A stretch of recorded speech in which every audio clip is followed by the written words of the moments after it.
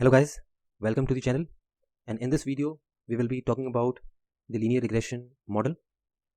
So guys, if you have some data points on x and y axis, the line that fits the data well is called the linear regression model, and for this particular condition the equation of the linear regression is given by y equal to a plus bx, where b represents the slope of the line and a is the y-intercept. So guys, I have already considered some of the points.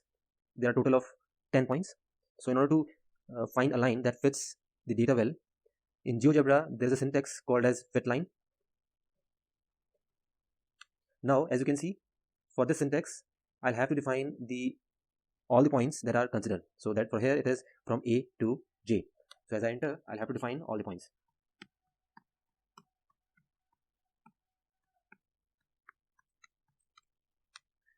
So guys, we do have a line which passes across these points, and the equation of the line that is obtained is y equal to 1.57x minus 0.52. So guys, this is the line which represents the linear regression model for this dataset. Guys, I have also written a Python code which takes in the x and y values, and using those values the equation of the linear regression model is obtained.